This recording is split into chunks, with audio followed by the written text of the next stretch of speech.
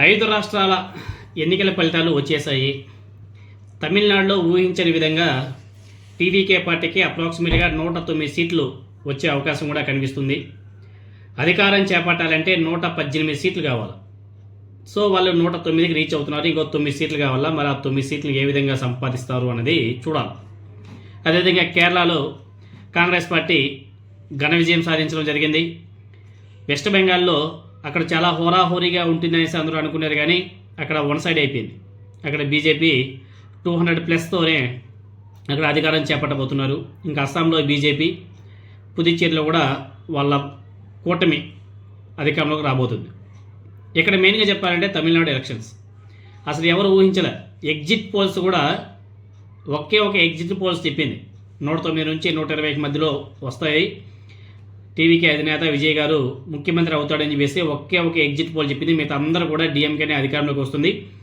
టీవీకేకు maximum ఒక 30 సీట్ల వరకు వచ్చే అవకాశం ఉంది అని చెప్పేసి చాలామంది అన్ని ఎగ్జిట్ పోల్స్ కూడా అలానే చెప్పాయి.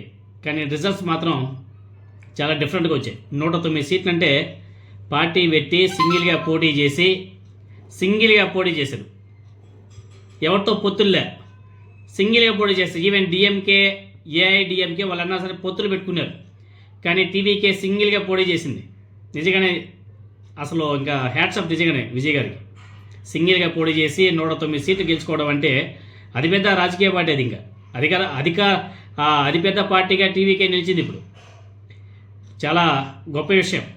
ఇంకా ఆయనకు మద్దతు ఇచ్చేది ఎవరు, ఏ ఎమ్మెల్యేలు మద్దతు ఇచ్చే ఆయన్ని ముఖ్యమంత్రి సీట్లో కూర్చోబెడతారు అనేది మాత్రం చూడాలి.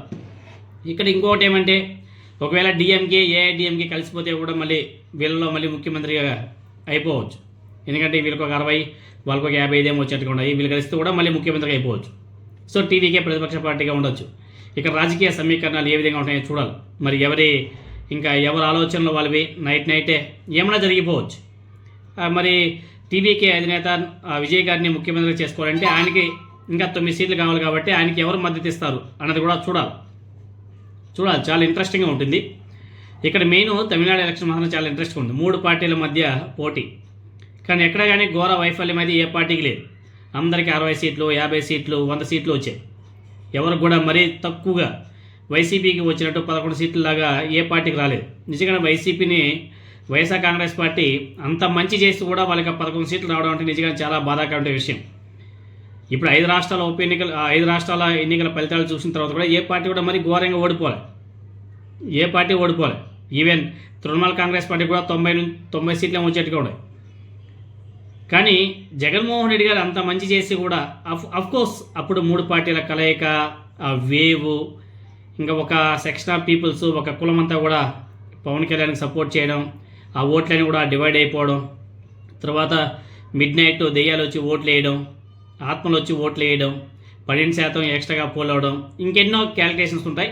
కానీ 11 సీట్లు రావడం అనేది జగన్మోహన్ రెడ్డి గారు కూడా జీర్ణించుకోలేకపోయాడు. అదేవిధంగా విజయ్ గారికి అనేక మంది అప్పుడే విషెస్ కూడా చెప్తున్నారు. దాంట్లో భాగంగానే జగన్మోహన్ రెడ్డి గారు కూడా విషెస్ చేశాడు. మై డియర్ బ్రదర్ అని చెప్పేసి మొదలుపెట్టి ఆయన మంచిగానే రెస్పాండ్ అయ్యాడు. ఇక్కడ బాధాకరమైన విషయం ఏమిటంటే డిఎంకే అధినేత ప్రజెంట్ ఆయన ముఖ్యమంత్రి కూడా ఇంకా రేపో మాపో ఇంకా రిజైన్ చేస్తారేమో. స్టాలిన్ గారు కూడా ఓడిపోయారు. 4000 చిలుక ఓట్లతో ఆయన ఓడిపోయాడు. ఆయన కుమారుడు గెలిచాడు, కరుణానిధి. స్టాలిన్ ఆయన గెలిచాడు, ఈయన ఓడిపోయాడు. ఎనీహౌ ఒక వేవ్ వచ్చినప్పుడు సీనియరా జూనియరా పలుకుబడి వ్యక్తి అంతా ఉండదు. బొత్స సత్యనారాయణ గారు ఓడిపోలేదా? సో ఒక వేవ్ వచ్చినప్పుడు ఆ వేవ్లో అలా జరిగిపోతుంటాయి. దానికి మనం చేసేదేం లేదు. ఎనీహౌ మొత్తానికైతే టీవీకి అధినేత విజయ్ గారు నిజంగానే గ్రేట్. ఆయన గెలుపు ఆంధ్రప్రదేశ్లో పవన్ కళ్యాణ్ గారిని మాత్రం బీభత్సంగా ట్రోల్ చేస్తున్నారు. మామూలు కూడా కాదు, ఓ రేంజ్లో ట్రోలింగ్ మాత్రం అసలు పీక్. ఇంకా ఎందుకంటే విజయ్ గారు 2 సార్లు పోటీ చేస్తే 2 సార్లు గెలిచిపోయాడు. పవన్ కళ్యాణ్ గారు 2 చోట్ల పోటీ చేసి 2 చోట్ల ఓడిపోయాడు. ఇప్పుడైనా సరే ఆయన ఎమ్మెల్యేగా గెలవడానికి గల కారణం ఏంటి? 3 పార్టీలు పొత్తు పెట్టుకొని ముందుకు గెలిస్తేనే ఆయన ఎమ్మెల్యేగా గెలిచాడు. ఇప్పుడు డిప్యూటీ చీఫ్ మినిస్టర్గా ఉన్నాడు. లేకపోతే ఆయన ఈవెన్ ఎమ్మెల్యేగా కూడా గెలిచేవాడు కాదు. కానీ విజయ్ గారు సింగిల్గా పోటీ చేయడం ఏంటంటే బాబు, నిజంగానే అన్ని సీట్లు రావడం అంటే నిజంగా గ్రేట్. అసలు ఆయన వెనక మంచి టీం ఉంది. ఐ థింక్ ఆయనకి పొలిటికల్ అడ్వైజర్గా కూడా ప్రశాంత్ కిషోర్ గారు పనిచేసినట్టుగా ఉన్నాడు.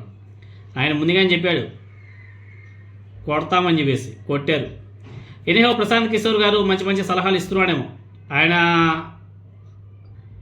ఆయన ఏ పార్టీకి అయితే పనిచేస్తున్నాడో ఆ పార్టీలన్నీ కూడా అధికారంలోకి వచ్చిన సందర్భాలు చాలా ఎక్కువ. గతంలో డిఎంకేకి పనిచేశాడు, డిఎంకే పార్టీ అధికారంలోకి వచ్చింది.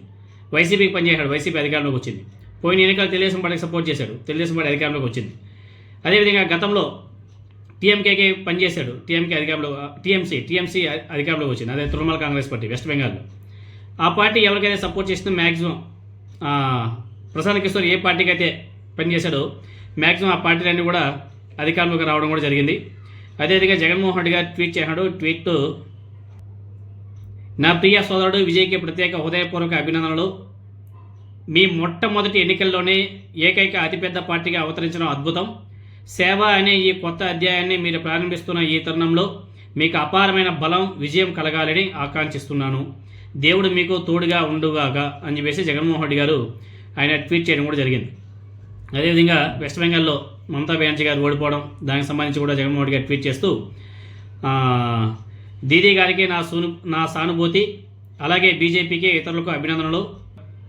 కానీ విజయ్ గారి గెలుపుడు మాత్రం పవన్ కళ్యాణ్ని ఏపీలో మాత్రం బీభత్సంగా ట్రోలింగ్స్ మాత్రం ఓ రేంజ్. ఆ ట్రోలింగ్స్ చూస్తే నిజంగానే ఈవెన్ జనసేన పార్టీ సపోర్టర్స్ కూడా పవన్ కళ్యాణ్ గారిని ట్రోల్ చేస్తున్నారు. ఎంత గతి పట్టిందయ్యా, మనం ఒకరితో పొత్తు పెట్టుకుంటే కానీ మనం ఎమ్మెల్యేగా గెలవలేకపోయాము. ఇప్పుడు చూడండి పక్కన ఆయన సింగిల్గా పొడి చేసి ముఖ్యమంత్రి అయిపోయాడు స్వామి అని చెప్పేసి వాళ్ళంతా కూడా పాపం పవన్ కళ్యాణ్ గారిని బీభత్సంగా ట్రోల్ చేస్తున్నారు. మామూలు కూడా ఆ ట్రోలింగ్ చూస్తే నిజంగానే ఇంకా పాపం జన సైనికులు గిలగలా కొట్టుకుంటారు. ఎనీహౌ మొత్తానికైతే విజయ్ గారికి కంగ్రాచులేషన్స్. ఈ 5 years ఆయన రూలింగ్ ఏ విధంగా ఉంటుందో చూడాలా. ఆయన ప్రజలకు చేసే మంచి చాలా గొప్పగా ఉండాలా అని చెప్పేసి మనందరం కూడా ఆశిద్దాం. ఎందుకంటే మొట్టమొదటిసారిగా ఆయన ముఖ్యమంత్రి అయ్యాడు కాబట్టి ఆయన యొక్క ఆశయం ఆయన ఏదైతే అనుకున్నాడో అవన్నీ కూడా సక్సెస్ఫుల్గా, నీట్గా, ఎటువంటి డోకా లేకుండా ముందుకు వెళ్ళాలా, ఆయన చేయాలా అని చెప్పేసి మనస్ఫూర్తిగా కోరుకుందాం. తమిళనాడులో ఆమె తెలంగాణ మాజీ గవర్నర్ లేడీ తమిళిసై, ఆమె 7వసారి ఎమ్మెల్యేగా పోటీ చేసినంత, 7వసారి కూడా అతిపెద్ద రికార్డుతో ఓడిపోయింది. కానీ తమిళనాడులో ఒక గ్రేట్ అంశం ఏమిటంటే అక్కడ కులాలు, మతాలు చాలా ఉండవు. అక్కడ చూడండి, మతాల మీద డిపెండ్ రాజకీయాలు చేసినటువంటి బీజేపీ పార్టీ అక్కడ ఐ థింక్ 20 సీట్లలో పోటీ చేసినట్టుగా ఉంది. అన్ని చోట్ల కొట్టుకెళ్ళిపోయింది, ఒక్క సీట్ కూడా గెలవలే. ఈవెన్ సీనియర్లు తమిళిసై లాంటి వ్యక్తులు కూడా గెలవలే. తర్వాత ఆ పార్టీల తరపున ఆ పార్టీకి సపోర్ట్ చేస్తూ నారా చంద్రబాబు నాయుడు గారు తమిళనాడుకి వెళ్ళి ప్రచారం చేశారు. ఆయన ప్రచారం చేసిన అన్ని నియోజకవర్గాల్లోనూ ఓడిపోయింది ఏఐడిఎంకి. అలా ఉంటుంది పరిస్థితి. ఎనీహౌ మొత్తానికైతే డిఎంకే అధికారంలోకి వస్తుంది అనేసి ఎగ్జిట్ పోల్స్ అని కూడా చెప్పాయి. కానీ డిఎంకే ఆశించిన స్థాయిలో రాలేదు. ఇంకా దానికి ఓటమి అంటే చాలా అద్భుతంగా పరిపాలన చేశారు. కానీ ఇంకా టీవీకే విజయ్ గారి ఆ యొక్క వేవ్లో అలా జరిగినాయి అంతే. అది ఇంకా దానికి డిఎంకే ఓటమికే కారణాలు వెతుక్కోవాల్సిన అవసరం లేదు. విజయ్ గారి ఆ వేవ్లో అలా జరిగినాయి అంతే.